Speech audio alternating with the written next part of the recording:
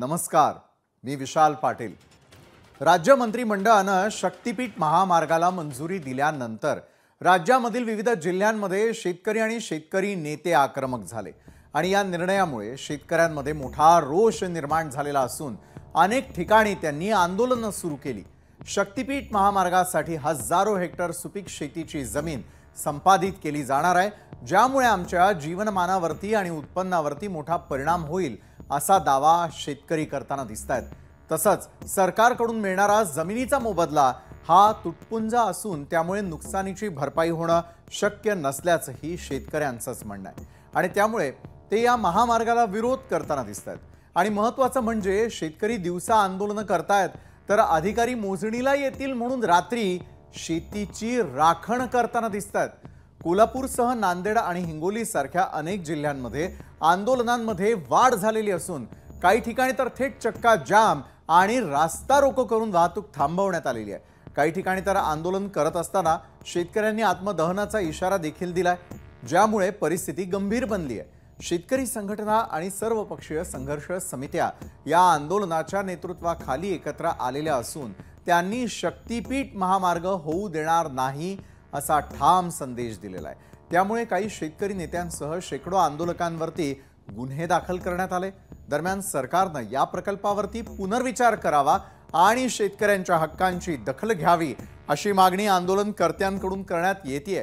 या महामार्गामुळे होणाऱ्या सामाजिक आणि आर्थिक परिणामांबाबत शेतकऱ्यांची भीती आणि तक्रार लक्षात घेणं आता अत्यंत गरजेचं निर्माण झालेलं आहे। त्यामुळे आगामी काळात या विषयावरती राज्यात राजकीय आणि सामाजिक वाद वाढण्याची शक्यता आहे। याच महत्त्वाच्या मुद्द्यावरती आपण चर्चा करणार आहोत आजच्या न्यूज प्लॅनेटमध्ये।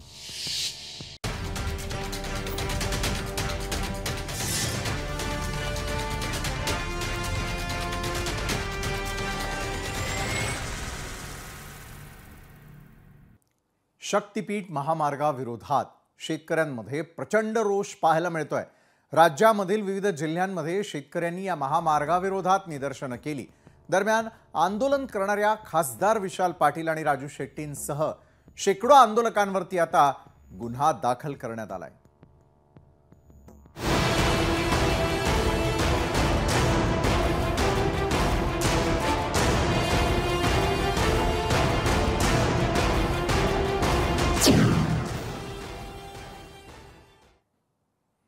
राज्यातलं राजकारण आणि शेतकऱ्यांच्या भावनांना सध्या पेटवणारा विषय म्हणजे मुख्यमंत्री देवेंद्र फडणवीस यांचा महत्त्वाकांक्षी शक्तीपीठ महामार्ग प्रकल्प। तब्बल 86,000 कोटींचा हा महामार्ग राज्याच्या एकूण 12 जिल्ह्यांमधून जाणार असून त्यासाठी हजारो हेक्टर सुपीक जमिनीचं भूसंपादन होणार आहे। या प्रकल्पाची घोषणा झाल्यापासूनच शेतकरी आणि शेतकरी नेते आक्रमक झाले। या महामार्गामुळे आमचा जीवनाधार हिरावला जाणार असून सरकारकडून मिळणारा मोबदला अत्यंत अपुरा असल्याचं शेतकऱ्यांचं मत आहे, त्यांचं म्हणणं आहे। दरम्यान शक्तीपीठ महामार्गाविरोधात राज्यभरामध्ये कृती समित्यांच्या नेतृत्वाखाली प्रचंड आंदोलनं उभी राहिली आहेत। कोल्हापूर, सांगली, सातारा आणि सोलापूरसह इतर जिल्ह्यांमध्ये शेतकऱ्यांनी रस्त्यावरती येत सरकार विरोधात जोरदार निदर्शनं केलेली आहेत। अनेक ठिकाणी तर आंदोलकांनी रास्ता रोको करत आणि मोर्चे काढत घोषणाबाजी देखील केली। शक्तीपीठ महामार्ग होऊ देणार नाही या भूमिकेवरती आंदोलक ठाम आहेत आणि या आंदोलनामध्ये सांगलीचे खासदार विशाल पाटील आणि माजी खासदार राजू शेट्टी यांच्यासारखे नेते देखील आघाडीवरती आहेत। आंदोलनात दरम्यान बंदी आदेशाचं उल्लंघन केल्याचा ठपका ठेवत सांगली ग्रामीण पोलिसांनी खासदार विशाल पाटील यांच्यासह एकूण 50 जणांविरुद्ध गुन्हा दाखल केलाय। तर दुसरीकडे कोल्हापुरामध्ये राजू शेट्टी आणि सुमारे 400 आंदोलकांविरोधात गुन्ह्याची नोंद करण्यात आलेली आहे। सरकारने आमच्या जमिनीचा बळी देत हा प्रकल्प लादू नये, तसंच पर्यायी रस्ते आणि महामार्ग आधीच उपलब्ध आहेत, त्यामुळे सुपीक जमिनीवरून हा महामार्ग नेण्याचा हट्ट शेतकऱ्यांच्या पोटावरती घाव घालणारा असल्याचं शेतकऱ्यांचं म्हणणं आहे। दरम्यान हा प्रकल्प तत्काळ रद्द करावा अशी मागणी आंदोलकांनी केली आहे। सरकारने शेतकऱ्यांशी संवाद साधून योग्य तोडगा काढावा अशी मागणी आता राज्यभरामधून उमटताना दिसतेय। शक्तीपीठ महामार्गाच्या विरोधात पेटलेली ही चळवळ राज्याच्या राजकारणातही मोठा भूकंप घडवू शकते आणि त्यामुळे शक्तीपीठ महामार्ग हा विकासाचा राजमार्ग आहे की शेतकऱ्यांच्या हक्कांवर गदा तसंच शेतकऱ्यांच्या आंदोलनाच्या पार्श्वभूमीवर सरकारचा निर्णय योग्य आहे की अयोग्य अशा अनेक बाजू जाणून घेण्यासाठी आज आपल्या सोबत आहेत सांगलीचे खासदार विशाल पाटील, स्वाभिमानी शेतकरी संघटनेचे राजू शेट्टी, भाजपचे खासदार डॉक्टर भागवत कराड आणि आमदार गोपीचंद पडळकर आपल्यासोबत जोडले गेले आहेत। चारही मान्यवरांचं मी यावेळेला स्वागत करतो आणि थेटपणे आपण चर्चेकडे वळूयात। तर चर्चेची सुरुवातीलाच मी सांगलीचे खासदार विशाल पाटील, ज्यांच्यावरती देखील आता गुन्हा दाखल करण्यात आलेला आहे, त्यांच्यापासून करणार आहे। विशाल पाटील जी, एका बाजूला सुरू असलेलं आंदोलन आपण पाहतोय, शक्तीपीठला असलेला हा विरोध कशासाठी? बरं, विरोध केला तर केला, आज तुमच्यावर गुन्हा कुठला दाखल करण्यात आलाय? शेतकऱ्यांवर काय गुन्हा दाखल करण्यात आलाय?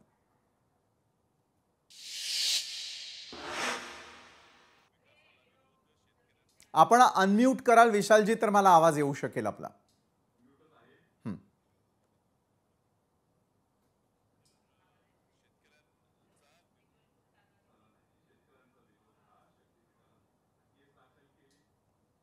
पर्याय नसतात, लोकांना दाबायसाठी कायद्याचा वापर करायचा, पोलिसांना पुढे पाठवायचं।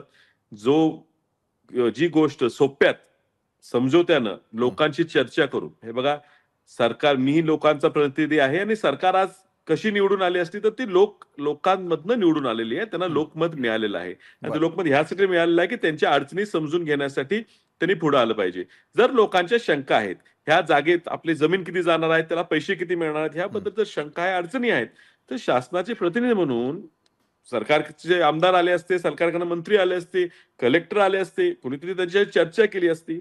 चर्चा न करता मुळात बळजबरीने जमिनी बळकावायला जायचा प्रयत्न करतात। शेतकऱ्यांनी आवाज उठवला तरी काय त्यांनी काय तोडफोड केलेली नाही, त्यांनी काय गुन्हे केलेले नाही, त्यांनी काय कुणाचा खून केला नाही, कुणाची मारामारी केली नाही, त्यांनी त्यांच्या न्याय हक्कासाठी रस्ता रोको केले। त्यासाठी माझ्यावर केस झाली, मी फिकीर करत नाही, पण सामान्य शेतकऱ्यावर आधी तुम्ही त्याची जमीन पण काढून घेताय, पुन्हा तुम्हाला त्याला आता केस दाखल करताय, तुम्ही त्याला अटक करताय। नेमकं शासन कसल्या पद्धतीचं सरकार चालू इच्छितो हे सरकारने सांगावं। बरोबर आहे, सरकारकडून उत्तर घेऊयात। आमदार गोपीचंद पडळकर यावेळेला आपल्या सोबत जोडले गेले आहेत। गोपीचंद पडळकरजी, एका बाजूला शेतकऱ्यांचा आपल्या जमिनी देण्यासाठी असलेला विरोध आहे, तर दुसरीकडे मात्र सकारात्मक चर्चेसाठी शेतकरी आणि शेतकरी नेते उभे असताना मात्र सरकार त्यांच्याशी चर्चा करण्यासाठी खुलं आहे का, की मग शक्तीपीठ महामार्ग उभारणारच?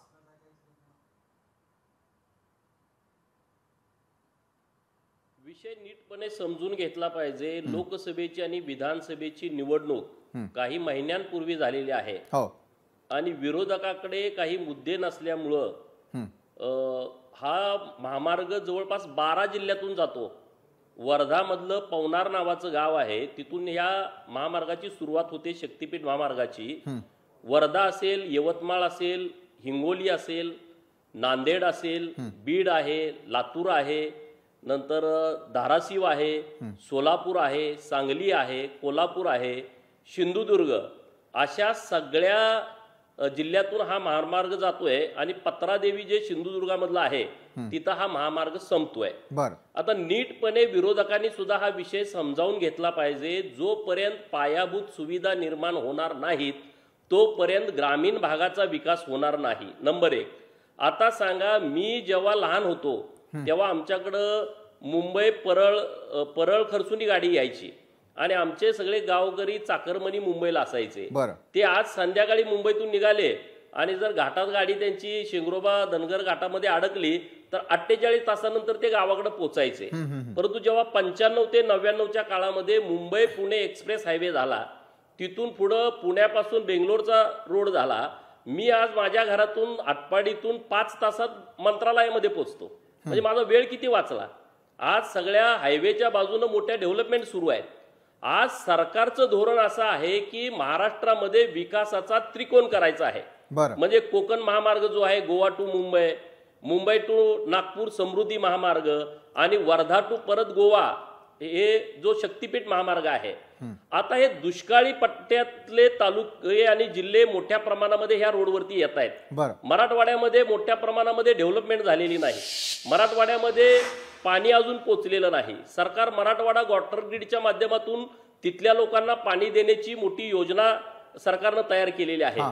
विदर्भामधल्या काही जिल्ह्यातून समृद्धी महामार्ग गेला, राहिलेल्या जिल्ह्यातून आणि आपली जी शक्तीपीठ आहेत, म्हणजे माहूरगडची देवी असेल, औंढा नागनाथाचं मंदिर असेल जे ज्योतिर्लिंगापैकी एक आहे, परळीचा वैजनाथ असेल, आंबेजोगाईचं मंदिर असेल, तुळजाभवानी असेल, पंढरपूरचा पांडुरंग असेल, पंढरपूरच्या पांडुरंगापासून पुढे अक्कलकोटचा श्री स्वामी समर्थ असतील, सोलापूरचा श्री सिद्ध रामेश्वर मंदिर असेल, तिथून पुढे कर्नाटकामध्ये गुरुदेव दत्तांचं गाणगापूर मंदिर आहे, इकडे आपण पुढे आलो नंतर आपण औदुंबरच्या दत्ताचं मंदिर जोडणार आहोत, पुढे नरसिंहवाडी आहे, असं आपण सगळे जातोय. म्हणजे आपण भावनिक दृष्ट्या पण आपली जी भक्ती केंद्र आहेत ती जोडतोय. आता विरोध कुठं होता हे नीट विषय समजून घ्या. विरोध हा कोल्हापूर जिल्ह्यामध्ये होता. बरं, कोल्हापूर जिल्ह्यामध्ये शिरोळ, हातकणंगले, करवीर, कागल, भुदरगड आणि आजरा या 6 तालुक्यामध्ये जवळपास 67 किलोमीटरचा रस्ता जातो. तर या भागामधल्या शेतकऱ्यांचा मोठ्या प्रमाणामध्ये विरोध होता, ही गोष्ट खरी आहे. आणि त्याला राजकीय नेतृत्वाने सुद्धा लोकसभा आणि विधानसभेमध्ये त्याचा एक मुद्दा केला होता. आता मी दुष्काळी पट्ट्यात राहतो, शक्तीपीठ महामार्ग व्हावा म्हणून मला अनेक शेतकरी तेव्हाही आमच्या दुष्काळी पट्ट्यातले भेटले होते. आता जेव्हा कोल्हापूर जिल्ह्यामध्ये मोठ्या प्रमाणात विरोध झाला तेव्हा तिथले शेतकरी मला जतला भेटायला आले. नीट हा विषय समजून घेतला पाहिजे. आणि त्या शेतकऱ्यांचं म्हणणं असं होतं की आम्हाला शक्तीपीठ महामार्ग पाहिजे. अरे मी म्हणलं असं कसं होईल की तिथं आता सगळ्या नेतृत्वांचा विरोध आहे आणि तुम्ही म्हणताय की आम्हाला शक्तीपीठ महामार्ग पाहिजे. मी म्हटलं तुमचे ते लोक बोलले, शेतकरी लोक, त्या रुचा नावाच्या ताई आहेत त्यांच्या नेतृत्वामध्ये ते सगळे शेतकरी आले होते. ते शेतकरी असं बोलले की आमच्या शेतातून हा हायवे जातोय, शक्तीपीठ महामार्ग जातोय, आम्ही शक्तीपीठ महामार्गाचे बाधित शेतकरी आहोत आणि आम्ही म्हणतोय की आम्हाला शक्तीपीठ महामार्ग पाहिजे. मग मी म्हणलं तुम्हाला विरोध कोण करताय? तर ते म्हणले राजकीय बाधित लोक आहेत ती आम्हाला विरोध करतायत. नाव सांगा की गोपीचंद पडळकर लोकांच्या सह्या राजकीय बाधित लोक परत 8 दिवसानंतर. नाही ते तुम्ही समजू. मला काय ह्याचं राजकारण करायचं नाही, मला हा नीट लोकांच्या विषय समोर आणायचा आहे. आणि मग या लोकांनी 8 दिवसानंतर परत माझ्या झरे गावात आले आणि तेव्हा ते सगळे 1000 लोकांच्या सह्या घेऊन आले. मी ही बाब राज्याचे लाडके मुख्यमंत्री माननीय देवाभाऊंच्या कानावरती घातली की कोल्हापूर जिल्ह्यामधले शेतकरी हजारो लोकांच्या सह्या घेऊन आलेले आहेत आणि त्यांना तुम्हाला भेटायचं आहे, त्यांना शक्तीपीठ मार्ग हवा आहे. माननीय मुख्यमंत्री महोदय बोलले की त्यांना मुंबईला येण्या जाण्याचा खर्च नको, त्यांना हेलपाटा नको. कोल्हापूरला पन्हाळा महोत्सवाच्या निमित्तानं आणि हिरवे गुरुजींच्या स्मारकाच्या निमित्तानं मुख्यमंत्री महोदय कोल्हापूरला येणार आहेत. त्या सर्व शेतकऱ्यांना कोल्हापूरच्या एअरपोर्टवरती बोलवा.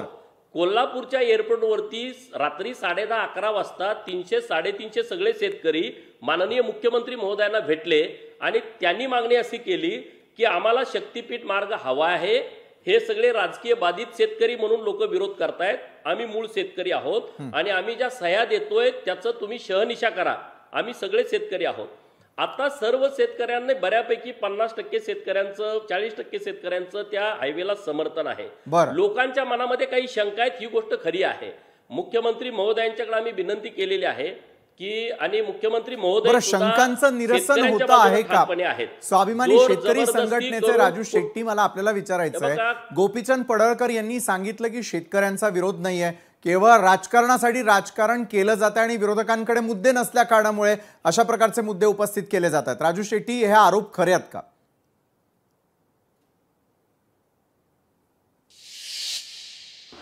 केवळ राजकारणासाठी म्हणून विरोधासाठी विरोध म्हणून जर का या शक्तीपीठ महामार्गाला विरोध झाला असता तर हसन मुश्रीफ यांनी महायुती सोडली का? त्याचबरोबर आदितकरांनी महायुती सोडली का? सुधीर खाडगे यांनी महायुती सोडली का? सुरेश खाडेंनी महायुती सोडली का? राजेंद्र पाटील यड्रावकरांनी महायुती सोडली का? अशोक कुंडे मानेंनी महायुती सोडली का? या साऱ्या लोकांनी लिखित पत्र देऊन हा शक्तीपीठ महामार्ग करू नये अशा प्रकारे सरकारला विनंती केलेली आहे. जे मुख्यमंत्र्यांना शेतकरी भेटले त्या शेतकऱ्यांनी आपले गट नंबर आणि आपलं बाधित होणारं क्षेत्र याची सगळी माहिती जाहीर करावी किंवा मुख्यमंत्र्यांनी जाहीर करावी, कारण ही काही गोपनीय माहिती नाही आहे. जे लोक भेटले ते कोण होते, त्यांची जमीन किती जाणार आहे आणि ते कुठले लाभधारक आहेत हे साऱ्या महाराष्ट्राला माहिती आहे. त्याचा पुन्हा पुन्हा मला विचार करण्याची आवश्यकता नाही असं मला वाटतं. मुळामध्ये आम्ही कधी विकासाला विरोध केलेला नाही आहे. जर विकासाला विरोध केला असता, रस्ते रस्त्यासारख्या पायाभूत सुविधा ह्या गरजेच्या आहेत त्या आम्हाला माहिती आहे. आणि म्हणूनच गडकरींच्याच खात्यानं जो भारतीय जनता पक्षाचे मोठे मंत्री आहेत, मोठे नेते आहेत, एक प्रकारे गडकरींच्यावर अविश्वास दाखवायचं काम महाराष्ट्र सरकारमार्फत चाललेलं आहे असं मला वाटतं. कारण गडकरींच्याकडे 11 वर्ष झालं सार्वजनिक दळणवळण आहे आणि त्यांच्या राष्ट्रीय महामार्ग प्राधिकरणानं नागपूर ते रत्नागिरी हा महामार्ग बांधायला घेतलेला आहे. कोल्हापूर पर्यंत तो महामार्ग पूर्ण झालेला आहे आणि रत्नागिरी पर्यंत काम चालू आहे. आणि या महामार्गाची सध्याची स्थिती जर बघितली तर 7 किलोमीटरवर एक टोल आहे आणि त्या टोलमध्ये राष्ट्रीय महामार्ग प्राधिकरणाला दररोज एका टोलमध्ये 40 लाख रुपये महसूल जमा होण्याचं अपेक्षा असताना त्या ठिकाणी केवळ 8 ते 9 लाख रुपये इतकाच महसूल जमा होतो. याचा अर्थ राष्ट्रीय महामार्ग प्राधिकरणानं 4 पदरी बांधलेला हा जो रस्ता आहे तो सुद्धा सध्या तोट्यात चाललेला आहे. आणि या महामार्गाला समांतर अशा पद्धतीनं हा नियोजित शक्तीपीठ महामार्ग आहे जो यवतमाळ पासून कोल्हापूर पर्यंत पूर्णपणे समांतर आहे. या दोन्ही रस्त्यामध्ये काही ठिकाणी 25 किलोमीटरच्या आसपास अंतर आहे, काही ठिकाणी 2 किलोमीटर सुद्धा अंतर नाही आहे. कोल्हापूरमध्ये ते एकमेकाला क्रॉस करतायत. असं असताना एक महामार्ग जो तोट्यात आहे, क्षमतेच्या केवळ 25% काम करतो किंवा महसूल जमा करतो, त्याच्या शेजारी दुसरा महामार्ग बांधल्यानंतर ते जे काय 8-9 लाख रुपये गोळा होतात त्यातले निम्मे इकडे आणि निम्मे तिकडे होतील. म्हणजे दोन्ही रस्ते तोट्यात जातील. पायाभूत सुविधांच्या नावाखाली जर का 86,000 कोटी रुपयाचा चुराडा करून जर का बरं जर पैशाचा चुराडा होणार असेल राजू शेट्टीजी, आपण त्या गोष्टीकडे लक्ष वेधू इच्छित आहे. मला आता खासदार डॉक्टर भागवत कराड बोलायला द्यायचं असेल तर चॅनेलवर ठेवा, नाही तर मला राजू शेट्टीजी मी आपल्याला पूर्णपणे बोलण्यासाठीच बोलावलेलं आहे. इतर देखील मान्यवर आपली वाट बघतायत त्या संदर्भात की त्यांनाही बोलण्याची संधी मिळेल. मला प्रत्येकाला तितकाच वेळ देणं गरजेचं आहे. राजू शेट्टीजी मी आपल्याला बोलूच देतो आहे. आपण जसं म्हणताय पैशाचा चुराडा होतोय, मला सरकारकडनं उत्तर अपेक्षित आहे की जर राजू शेट्टी म्हणतायत की शेतकऱ्यांच्या अपेक्षा पूर्ती होत नाही, सरकार जर पैशाचा चुराडा करणार असेल तर मग पुन्हा एकदा आणखी एका महामार्गाचा घाट कशासाठी? भागवत कराडजी. आज महाराष्ट्रामध्ये शक्तीपीठ महामार्गावरती चर्चा ठेवलेली आहे. सर्वप्रथम मी तुमचं अभिनंदन करतो. आणि काही जिल्ह्यामध्ये याबद्दल या विरोधात काही शेतकऱ्यांचं उपोषण आणि काही नेत्यांचं उपोषण चालू आहे याची मला कल्पना आहे. पण कुठल्याही राज्याचा विकास करायचा असेल तर कनेक्टिव्हिटी अत्यंत महत्त्वाची असते. मला आठवतं आहे अशाच प्रकारचा विरोध समृद्धी महामार्गाला सुद्धा केला होता आणि आता समृद्धी महामार्ग झाल्यानंतर परत समृद्धी महामार्गाचं एक्सटेन्शन करावं असं बऱ्याच जिल्ह्यातून मागणी येते. तर हा मार्ग होणं गरजेचं आहे. अर्थात कुठलाही विकास करायचा असेल तर त्या बेसिक सुविधासाठी पैसा खर्च करावाच लागेल. आणि पैसा खर्च केल्यानंतर आमचे सिनियर नेते आहेत राजू शेट्टी साहेब, ते म्हणतात सध्या इन्कम जरी येत नसलं तरी काही दिवसामध्ये ते इन्कम येणार आहे. त्याही पेक्षा जो प्रवासाचा जिथे 16 ते 18 तास लागतात ते 10 तासामध्ये आपण प्रवास करू शकू. त्याही पेक्षा प्रत्येकाचा वेळ वाचणार आहे, डिझेल वाचेल, पेट्रोल आणि शेतकऱ्यांचं हित हे नेहमीच आपले यशस्वी मुख्यमंत्री माननीय फडणवीस साहेब बघत असतात. आणि शेतकऱ्याचा मोबदला म्हणून 3 पटीनं जे काय रेट असेल त्याच्या 3 पटीनं रेट द्यायचं सुद्धा कबूल केलेलं आहे. एकंदरीत असं मागणी होऊ शकते की शेतकऱ्याचं एवढं नुकसान आहे याच्यासाठी तुम्ही हे करा, अशा सूचना देऊ शकतील ते. त्याच्यामध्ये माननीय मुख्यमंत्रीच्या नेतृत्वामध्ये कमिटी येऊन बसेल, चर्चा करेल आणि शेतकऱ्याचं हित जोपासलं जाईल. पण यामध्ये व्यापार असेल, टुरिझम असेल किंवा लाखो भाविक पंढरपूरला जातात, शक्तिपीठाच्या वेगवेगळ्या माहूरची देवी असेल, तुळजाभवानी असेल, अंबेजोगाई असेल, या ठिकाणी सर्वांची सुविधा होणार आहे. म्हणून विकसित महाराष्ट्र करायचा असेल तर हा शक्तिपीठ गरजेचा आहे. सध्या आपण म्हणतो ना कुठलाही विकास करायचा असेल तर पैसा खर्च करावाच लागेल, पण रिकव्हरी होणार आहे पैशाची ह्याची आपण काळजी घेणार आहोत. पण राजू शेट्टींना ते शाश्वत वाटत नाही. त्यांचं म्हणणं एका बाजूला होणारं नुकसान आणि दुसरीकडे देखील नुकसानच होईल. मग अशा प्रोजेक्टची, अशा रस्त्याची खरोखर राज्याला गरज आहे का? कुठलाही प्रोजेक्ट करत असताना त्याचा डीपीआर बनवला जातो, त्याच्यातून अंदाजे येणारं उत्पन्न बघितलं जातं. आणि आता हा तर 80,000 कोटीचा प्रकल्प आहे, म्हणून ह्याचा नक्कीच ह्याचा डीपीआर बनलेला आहे. ह्याच्यामध्ये रिकव्हरी किती होणार ह्याच्यावर आपण सरकारने माहिती घेतलेली आहे. आणि त्यातून ज्यावेळेस सरकारचं येणारं उत्पन्न असेल तो लॉसमध्ये नाही आहे, शेतकऱ्यांचा असेल, उद्योजकाचा असेल आणि सर्व दृष्टीनं ह्याचा हा नक्कीच हा उपयोगी महामार्ग असणार आहे. म्हणून आता राजू शेट्टी जे असतील किंवा विश्वास पाटील असतील, दोन्हीही मोठे नेते आहेत, खासदार म्हणून त्यांनी काम केलेलं आहे, त्यांचा अनुभव मोठा आहे.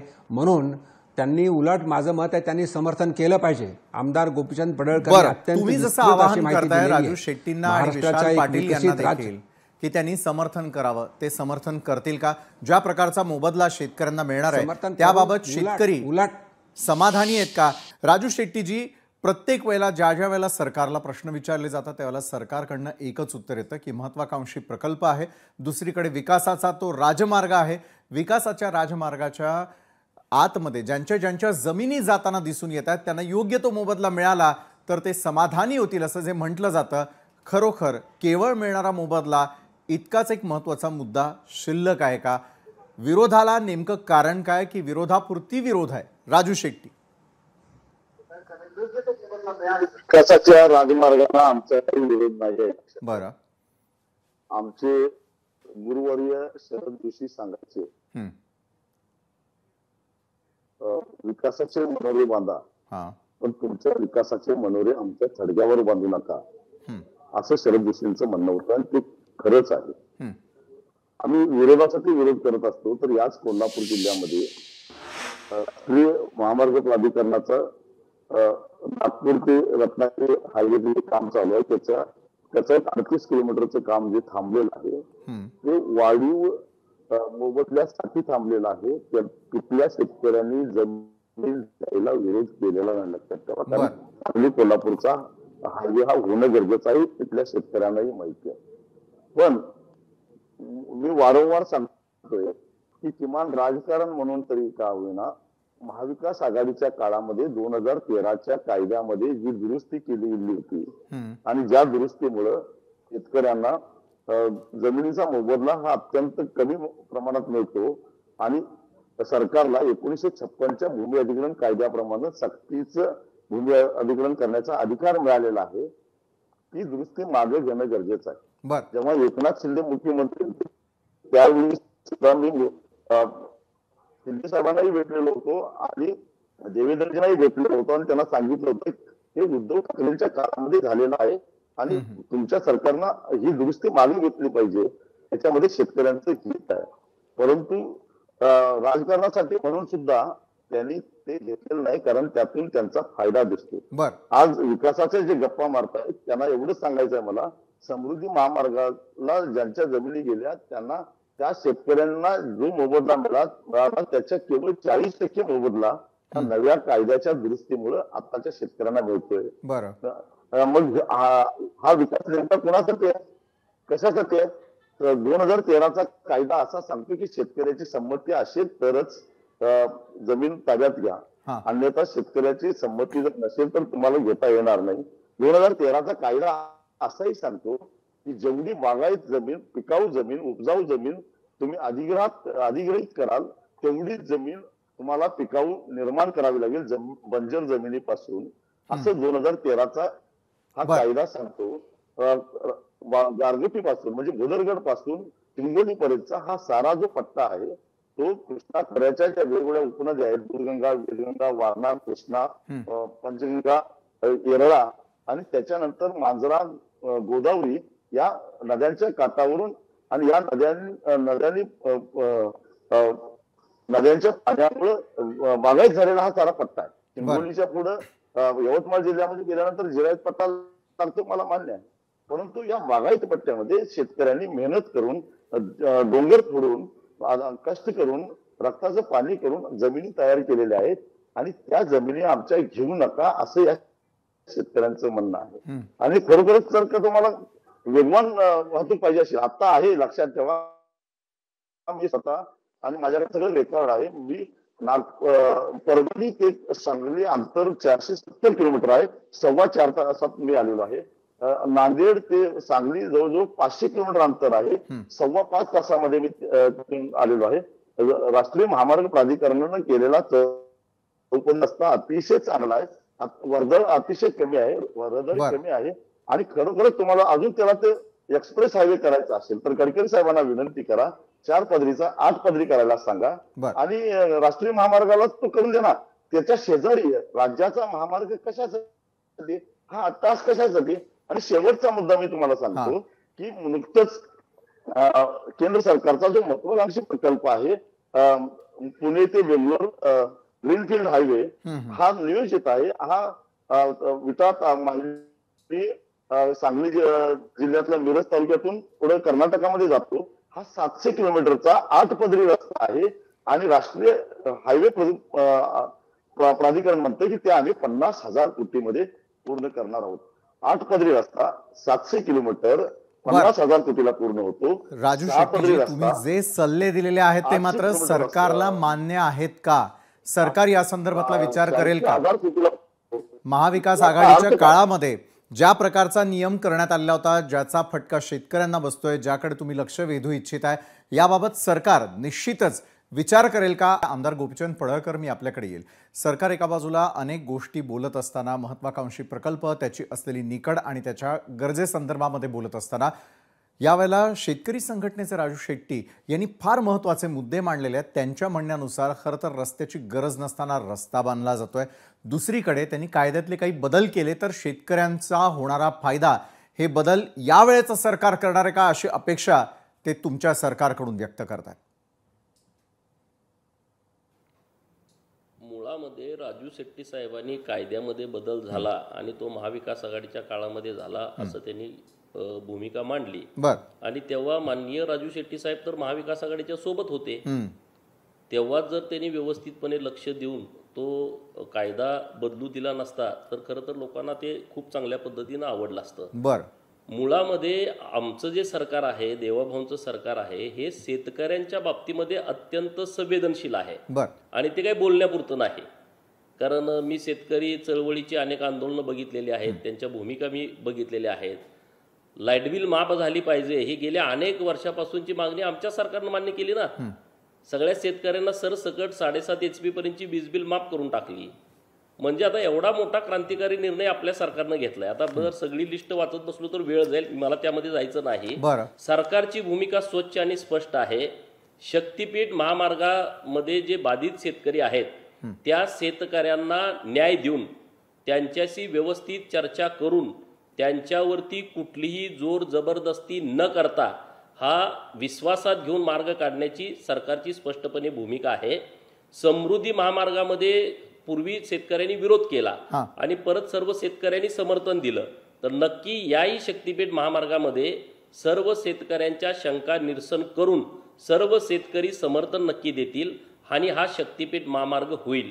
माननीय राजू शेट्टी साहेबांनी काही मुद्दे जे उपस्थित केलेले आहेत की अगोदरचा जो मार्ग आहे नागपूर रत्नागिरी त्याला पॅरलल जवळपास कुठं कुठं जातोय, तर नक्की या त्यांच्या सूचना आहेत.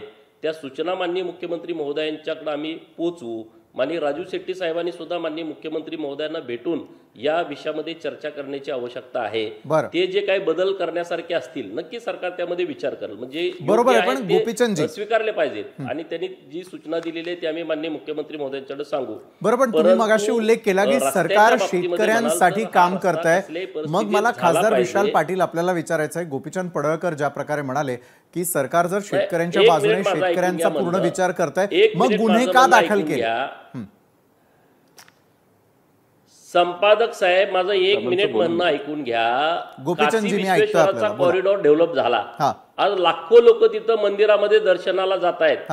श्री प्रभू रामचंद्र मंदिराच्या बाबतीमध्ये सुद्धा हे काही लोक टीका टिप्पणी करत होती. आज लाखो करोडो लोक तिथं दर्शन घेण्यासाठी जात आहेत. उज्जैनचा महाकालचा कॉरिडॉर डेव्हलप केलाय. आज आमचे सगळी जर मंदिर या शक्तीपीठ महामार्गावरती आली तर 5 ते 6 पट भाविकांची मोठी संख्या वाढेल या मंदिरामध्ये येण्या जाण्याची. त्यांचा वेळ वाचेल, त्यांचा पैसा वाचेल आणि आमच्या सगळ्या मंदिरांच्या डेव्हलपमेंट चांगल्या पद्धतीनं होईल. तर काही लोकांनी याचा पण विचार नीटपणे केला पाहिजे. बरं, मग त्याचा विचार विरोधक करत नाही असं जर आपण म्हणत असाल, खासदार विशाल पाटीलजी, मग आज शेतकऱ्यांवरती, तुमच्यावरती, राजू शेट्टींवरती साधारण 450 जणांवरती गुन्हे दाखल झालेले आहेत, ते कारण काय? असं काय केलं होतं आपण तिथं? हे पहा, राजू शेट्टी असतील नाहीतर विशाल पाटील असतील, हे आम्ही गौण आहे. हा विरोधक म्हणून आता पडळकर साहेब चांगले वक्ते आहेत, खूप छान बोलले, शक्तीपीठाचे खूप महत्त्वाने सांगितले, आमच्या जिल्ह्याचे ते सुपुत्र आहेत. मात्र जिल्ह्यातील एकही व्यक्तीला असं वाटत असेल की माझ्यावर अन्याय झाला तर त्याच्या अन्यायाबरोबर त्याच्याबरोबर उभा राहायची जबाबदारी लोकप्रतिनिधी माझी आहे, निश्चित पडळकर साहेबांची देखील आहे. आता हे चांगलं बोलून विकास चांगला व्हायला लागलाय, आमचा विकासाला विरोध नाही, आम्ही 100 वेळा सांगतो आणि पुन्हा सांगतो, विकासाला विरोध नाही. पण एखादा प्रकल्प तुम्हाला करत असताना तुम्ही तो प्रकल्प माझ्या जमिनीवरनं, माझ्या पिकणाऱ्या जमिनीवरनं नेणार आहे, तिथं त्या जमिनीवर मी शेती करतो, माझं कुटुंब त्या जमिनीवर चालते, ती जमीन तुम्हाला शासनाला प्रकल्पासाठी पाहिजे, देशाचं चांगलं होण्यासाठी तुम्ही त्या करायला लावतायत काही ठराविक शेतकऱ्यांना. ठीक आहे, 86,000 कोटीचा खर्च होणार आहे, त्यातले काही पैसे तुम्ही शेतकऱ्यांना देणार आहे. मग त्या शेतकऱ्याला अधिकार नाही का विचारायचा की माझ्या जमिनीचं मूल्य काय, तुम्ही हे जमीन कशासाठी घेताय, ह्यात तर तुम्ही नेमकं काय साध्य करणार आहे? बरं, माझी जमीन घेऊन माझ्या राहिलेल्या जमिनीचं जर तुमच्या ह्या नवीन प्रकल्पामुळे पूर येणार असेल तर मग जमीन देण्याचा फायदा आहे का? म्हणजे देशाचा फायदा झाला का देशाचं नुकसान झालं? मग तो अभ्यास करायला किंवा चर्चा करायला एखादा एवढा मोठा प्रकल्प 12-13 जिल्ह्याचा तुम्ही उल्लेख करता, या जिल्ह्यातनं तुम्हाला न्यायचा असेल तर त्या ठिकाणच्या लोकप्रतिनिधींना विचारायची गरज होती का नाही? म्हणून विरोध करायचा नाही. विरोधक कोण इथं नाहीये. शेतकऱ्याचा कुठला पक्ष नसतो, शेतकऱ्याचा हातावर पोट असते, तो शेती बघवतो आणि म्हणून तुम्हाला आम्हाला अन्न खायला मिळते. त्या शेतकऱ्याची जमीन जायला इथं कुठल्या कोट्याधीश जमीन झाली आणि कोण विरोध करत नाहीये. आणि तसं असेल तर त्यांनी ते दाखवावं. माझी वैयक्तिक जमीन जाते म्हणून मी विरोध करत नाहीये. शेतकरी रस्त्यावर उतरलेले शेतकरी आंदोलन करतायत, लोकप्रतिनिधी म्हणून त्यांच्या त्या अडचणीला त्यांच्यावर उभारणं हे त्यांचं आणि माझं कर्तव्य आहे. प्रश्न हाच आहे पडळकर साहेबांना सुद्धा, म्हणजे शासनाला. अर्थात पडळकर साहेब काय सर्व शासन चालत नाही, मग त्यांना अर्थात तो प्रश्न आहे की ही नेमकं जो गुणांक 1 होता तो 2 ह्या प्रकल्पापुरते करण्याचा GR निघाला का? निघाला असेल नसेल तर तो लवकर काढावा, लोकांपर्यंत आम्ही जाऊ समजून सांगायला. बरं, लोकांचा विरोध आहे नाही ह्यात निश्चितच काही लोकांचा समाधानी आहेत की रस्ता चाललाय, मला चांगले पैसे मिळतात. काही लोकांचा विरोध आहे. ज्यांचा विरोध आहे त्यांच्याशी चर्चा केली का? ज्या गावातनं हे जाणार आहे, जे 100, 200, 250 एकर एकेका गावात जमिनी जाणार आहे, तिथल्या शेतकऱ्यांना एकत्रित बोलवा, त्याच्या बैठका घ्या, समजून घ्या अडचणी. जो मार्ग चांगल्या चर्चेतनं निघतो तो बळजबरीनं का करायचा आहे शासनाला? बरं, तुमच्या प्रश्नाचं उत्तर गोपीचंद पडळकरांकडनं घेऊया. विशालजी, एक सेकंड, एकच प्रश्न मी तुम्हाला शेवटचा विचारतो आणि तो आता शेट्टी साहेबांनी गोपीचंदजी येतो आपल्याकडे. शेट मी संपवतो आणि मग आपण बोला. एकच प्रश्न तुम्हाला विचारतो, एक सेकंड. तर एकच प्रश्न असा आहे की हा जो नागपूर रत्नागिरी महामार्ग झाला, हा पॅरलल महामार्ग आहे असं शेट्टी साहेब म्हणतात आणि मला त्यात मी त्याच्याशी सहमत नाहीये. शासनाला त्याच्या पर्याय 2 नाही 3 रस्ते करायचे असतील आणि त्यातनं वाहतूक चांगली होत असेल तर माझा वैयक्तिक तर त्याला कुठला विरोध नसणार. माझा प्रश्न एवढाच आहे की त्याच भागात त्यालाच लागून रस्ता होत असताना हा रस्ता 37% बिलोनं ह्या रस्त्याचं, नागपूर रत्नागिरी रस्त्याचं टेंडर झालं होतं. 37% बिलोनं तुम्ही त्याला लागून म्हणजे त्याच एरियात त्याच प्रकारच्या जमिनीत रस्ता हा करताय 86,000 कोटीचा. हा रस्ता अर्थमंत्री अर्थ खात्याचे राहिलेले भागवत कराड साहेब इथं आहेत आणि त्यांनी मला एक्सप्लेन करून सांगावं की तो शेजारीच रस्ता व्हायला त्या भागातच व्हायला लागलाय, तर हा किती टक्के बिलोनं रस्ता टेंडर गेलं, कुठल्या कंपनीला गेलं का कुठल्या कंपनीला जाणार आहे? आणि ही पैशाचीच बचत करायची असली आणि त्यासाठी शेतकऱ्यांना तुम्ही जर कमी पैसे देत असला तर ती कॉन्ट्रॅक्टरांच्या बाबतीत पैशाची बचत आपण का करत नाही आणि का करू नये? माझी शंका आहे. माझा कोणाला विरोध नाही, मी विचारतोय. बरं, तुमच्या शंकेचं समाधान आपण भाजपचे खासदार डॉक्टर भागवत कराड यांच्याकडून तर करणार आहोतच. गोपीचंदजी, आपण मगाशी हात उंचावत होतात आणि आपल्याला जे प्रश्न विचारलेले आहेत त्या प्रश्नांची उत्तर आता राज्यातल्या जनतेला अपेक्षित आहेत. गोपीचंद पडळकरजी. हे बघा, 2 विषय माननीय खासदार साहेबांनी मांडले की बाबा आमची जमीन दिल्याच्या नंतर पूर परिस्थिती निर्माण होणार असेल तर, आणि त्यांचं म्हणणं बरोबर आहे. ते सरकारनं म्हणणं शेतकऱ्यांचं ऐकून घेतलेलं आहे. आमच्या कोल्हापूर आणि सांगली भागामध्ये पूर येतो आणि मग उड्डाणपुलं झाली आणि त्याचा भरावा झाला तर त्याचा आम्हाला त्रास होऊ नये, तर ती बाब सरकारच्या कानावरती अगोदरच घातलेली, ते पूल पिलरवरती असावं, तिथं कोणत्याही पद्धतीचा भराव असू नये. या सगळ्या रस्त्याच्या डिझाईनमध्ये एक खूप चांगल्या पद्धतीनं दुष्काळी तालुक्यांचा विचार केलेला आहे. जिथं दुष्काळी पट्टा आहे तिथं पूल कम बंधारा असं डिझाईन केलेलं आहे आणि त्याचे 47 असे मोठे पूल तयार होणार आहेत की तिथं मोठ्या प्रमाणामध्ये पाणी साठा होणार आहे आणि 218 असे बंधारे तयार होणार आहेत. ते 47 बंधाऱ्यापेक्षा छोटे असतील, परंतु त्याचा दुष्काळी पट्ट्यातल्या लोकांना मोठ्या प्रमाणामध्ये फायदा होणार आहे. 667 उड्डाणपूल आहेत आणि जवळपास 30 टनेल आहेत. अशी त्या सगळ्या रस्त्याची रचना आहे. आणि त्यामुळं माननीय खासदार साहेब जे बोलतायत की लोकांचा विरोध आहे, तर जी कोणी लोक विरोधात असतील नक्की मी त्यांनाही जाऊन भेटेन. मी खासदार साहेबांना सोबत जाऊन आम्ही त्यांच्या शेतकऱ्यांना जाऊन आम्ही भेटू, त्यांच्या नेमक्या काय अडचणी आहेत, त्यांचं काय नेमकं म्हणणं आहे ते आम्ही सरकारच्या कानापर्यंत पोहोचवू ना. आम्ही कुठलीही जोर जबरदस्ती शेतकऱ्यावरती अजिबात करणार नाही आणि शेतकऱ्याला योग्य भाव मिळेल, त्यांचं व्यवस्थितपणे समाधान होईल आणि शेतकरी 100% समर्थन हे शक्तीपीठ महामार्ग करण्यासाठी देतील, याबद्दल आमच्या मनामध्ये अजिबात शंका नाही. बरं, नक्कीच. म्हणजे शेतकऱ्यांच्या प्रश्नांना आपण उत्तर देणार आहात, तर दुसरीकडे असलेल्या शंकांचं समाधानही होणं गरजेचं आहे.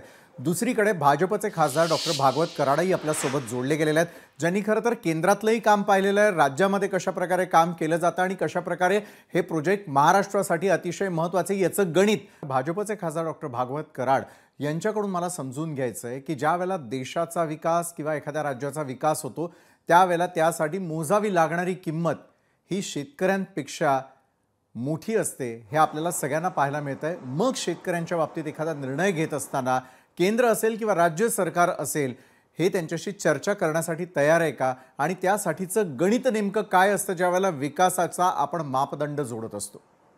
भागवत कराडजी. विशालजी, आत्ताच आपले खासदार विशालजी पाटील यांनी जो मुद्दा मांडलेला आहे की जो राष्ट्रीय महामार्ग आहे 37% खाली, म्हणजे जे प्राइस होती त्याच्यापेक्षा 37% खाली गेलेला आहे. तर ते नेमकं टेंडरमध्ये काय होईल, कारण हे टेंडर जे पब्लिश केलं जातं ते नॅशनल लेवल आणि इंटरनॅशनल लेवलला पब्लिश केलं जातं. त्यातून कोण टेंडर काही कुणाला मिळेल काही सांगता येत नाही. तो मुद्दा गौण आहे. पण एकच सांगू इच्छितो, केंद्रातलं सरकार असेल किंवा राज्यातलं सरकार असेल, दोन्हीही सरकार अत्यंत शेतकऱ्याबद्दल संवेदनशील आहे. शेतकऱ्याचं कुठलंही नुकसान होऊ नये, शेतकरीची जमीन असेल, शेतकऱ्याचा माल असेल किंवा त्याला चांगला भाव मिळावा म्हणून नेहमीच प्रयत्न प्रधानमंत्री मोदी साहेबांच्या नेतृत्वात आणि आपले यशस्वी मुख्यमंत्री माननीय देवेंद्रजी फडणवीस साहेबांच्या नेतृत्वात होतोय. म्हणून शेतकऱ्यांच्या अडचणी, शेतकऱ्याचं हित लक्षात घेऊनच हा शक्तीपीठ होणार आहे आणि त्यासाठी महाराष्ट्राला एक विकसित राज्य करायचं म्हणून हा प्रयत्न आहे. उदाहरणार्थ समजा शेतकऱ्याचा भाजीपाला असेल, फळं असतील, नागपूरला पाठवायचे असतील किंवा गोव्याला जायचे असतील, एक्सपोर्ट करायचा असेल तर ह्या महामार्गाची गरज आहे. आणि मी सुरुवातीला सांगितल्याप्रमाणे हे शक्तीपीठ महामार्ग आहे. या शक्तीपीठमधून आपल्या माहूरची देवी असेल, तुळजाभवानी असेल किंवा कोल्हापूरची देवी असेल, पंढरपूर असेल, दोन्ही औंढा नागनाथ असेल, वैद्यनाथ असेल, सर्व कनेक्टिव्हिटीज होणार आहे.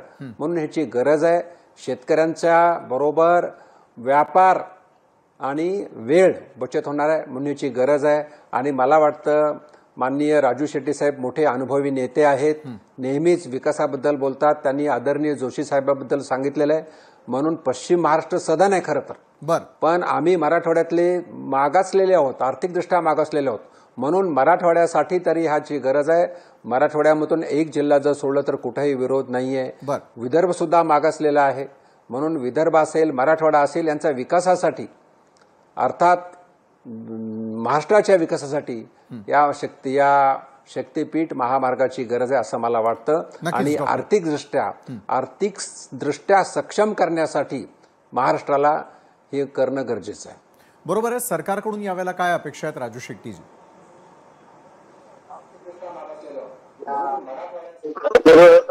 सरकारची भूमिका जर प्रामाणिक असेल तर एकूणच दळणवळण वाहतूक या संदर्भामध्ये IIT रोडकी आणि IIT हैदराबाद या दोन्ही संस्था अतिशय चांगल्या पद्धतीचा अभ्यास करतात. त्यांचे त्याच्यामध्ये दांडगा अनुभव आहे. सरकारनं तर या दोन्ही संस्थांना नियुक्त करून यांचा एक अहवाल घ्यावा आणि खरोखरच 86,000 कोटी रुपये घेऊन समाजाचा, सरकारचा, सामान्य जनतेचा फायदा होणार आहे का? कारण हा 86,000 कोटी रुपये हा जो काही खर्च आहे तो त्या रस्त्यावरून प्रवास करणाऱ्या जनतेला टोलच्या स्वरूपामध्ये भरावा लागणार आहे. आणि मला माहित आहे 86,000 कोटीत होणार नाही, कारण समृद्धीचा खर्च आधी सांगितला आणि आता त्याच्या 1.25 पट खर्च झाला तरी सुद्धा अजून तो रस्ता पूर्ण व्हायला तयार नाही. सुधारित प्रशासकीय मान्यता नावाचा एक लोकप्रिय शब्द महाराष्ट्र सरकारमध्ये आहे आणि त्या पद्धतीनं हा 86,000 कोटीचा खर्च 1.5 लाख कोटीपर्यंत कधी येईल काही सांगता येत नाही. पण हा सारा खर्च हा भाविकांच्यावर पडणार आहे, त्या रस्त्यावरून प्रवास करणाऱ्यांच्यावर पडणार आहे आणि त्याची खरोखरच आवश्यकता आहे का? किंवा सध्या प्रचलित असणारा जो राष्ट्रीय महामार्ग आहे तो 6 पदरी किंवा 8 पदरी केल्यानंतर काम चालणार आहे हे खरं तर एखादी तज्ञ संस्था सांगू शकेल. खरं सरकारची भूमिका जर प्रामाणिक असेल तर त्यांनी या दोन्ही संस्था नियुक्त कराव्यात आणि तो जो अहवाल आहे तो जनतेसाठी खुला करावा. दूध का दूध, पाणी का पाणी होऊन जाईल. बरं, अहवालाची वाट पाहावी असं आपण म्हणताय. विशाल पाटील, मला आपल्याला विचारायचं आहे की विशालजी, एका बाजूला सरकार याला शक्तीपीठ महामार्ग हवाच आहे, तर दुसरीकडे आपला विरोध कायम राहणार आहे का? शेतकऱ्यांच्या अपेक्षा गोपीचंद पडळकर यांच्या माध्यमातून मुख्यमंत्र्यांपर्यंत पोहोचवूयात. आपल्या अपेक्षा अगदी थोडक्यात विशालजी. स्पष्ट अपेक्षा आहेत, त्यात काही कॉम्प्लिकेशन नाहीये. विकासाला विरोध नाहीये. शेतकरी समाधानी असतील तर लोकप्रतिनिधी म्हणून मी समाधानी असणार. पडळकर साहेब आमच्या जिल्ह्यातलेच आहेत. राजकीय मतभेद जरी असले तरी एकत्र आम्हाला काम करावं लागणार आहे. ते माझ्याबरोबर येत असतील शेतकऱ्यांपर्यंत, शेतकऱ्यांच्या दारावर, शेतकऱ्यांच्या बांधावर, तर मी त्यांच्यावर, शेतकऱ्यांच्या बांधावर आम्ही दोघेही जाऊ, शेतकऱ्यांशी बोलू. शेतकऱ्यांचं समाधान करण्यासाठी कुठेतरी फरक येत असेल, थोडे पैसे कमी पडत असतील तर त्याचं नियोजन पडळकर साहेबांनी फडणवीस साहेबांकडनं करून घ्यावं, लोकांना समाधानी करावं. आणि लोक तयार नसतील तर लोक तयार नसताना लोकांचा विकास कसा म्हणायचा? त्यामुळे लोकांना तयार करण्यासाठी एकत्र प्रयत्न करू. परस्पर बळजबरीनं केसेस दाखल करून, दहशत निर्माण करून, लोकांच्या परस्पर जागा मोजणी करून ताबा घेण्याचा प्रयत्न करणं हे ह्या सरकारला शोभत नाही. लोकांना निवडून आलेलं सरकार आहे, लोकांबद्दल थोडी संवेदनशीलता पाळली पाहिजे. बरोबर आहे. सर्वसंमतीनं शक्तीपीठ महामार्ग घडेल आश्वस्त करता गोपीचंद पडळकर सरकारच्या वतीनं? 100% माननीय देवाभाऊंच्या नेतृत्वामध्ये शक्तीपीठ महामार्गामध्ये जे शेतकरी बाधित होणार आहेत त्या सर्व शेतकऱ्यांचं व्यवस्थितपणे समाधान करून त्यांच्या सहमतीनं हा रस्ता 100% होईल. आणि हा रस्ता करताना माननीय खासदार विशाल पाटील साहेब, माननीय शेतकऱ्यांचे नेते की राजू शेट्टी साहेबांनी आम्ही बघतोय अनेक वर्ष ते आंदोलन करतायत. अनेक आंदोलनामध्ये त्यांनी शेतकऱ्यांना मोठ्या प्रमाणात लाभ मिळवून दिलेला आहे. तर राजू शेट्टी साहेबांचं सुद्धा समाधान होईल आणि नक्की हा महामार्ग निघेल. मी त्यांना हात जोडून विनंती करतो की ह्या महामार्गाच्या निमित्तानं त्यांनी सुद्धा सकारात्मक भूमिका घेऊन सरकारबरोबर डायलॉग करून आपण व्यवस्थितपणे सर्व शेतकऱ्यांना न्याय देऊया आणि हा महामार्ग होण्याच्या दृष्टिकोनातून विरोधक आणि सत्ताधारी सर्वजण प्रयत्न करू आणि हा महामार्ग करून घेऊ. बरोबर आहे. या चर्चेसाठी आपण सर्व मान्यवरांनी वेळ काढलात आणि महाराष्ट्रासमोर शक्तीपीठ, त्याची आवश्यकता, त्याला होत असलेला विरोध आणि सरकारची भूमिका हे मांडण्यास मदत केली. त्यासाठी सर्वांचे धन्यवाद. विशाल पाटीलजी, राजू शेट्टीजी, भागवत कराडजी आणि गोपीचंद पडळकर, आपण या चर्चासत्रात आमच्यासोबत जोडला गेलात त्यासाठी धन्यवाद. तर आजच्या न्यूज प्लॅनमध्ये वेळ झालेली इथं थांबण्याची. ताज्या घडामोडींसाठी पाहायला विसरू नका लोकशाही मराठी.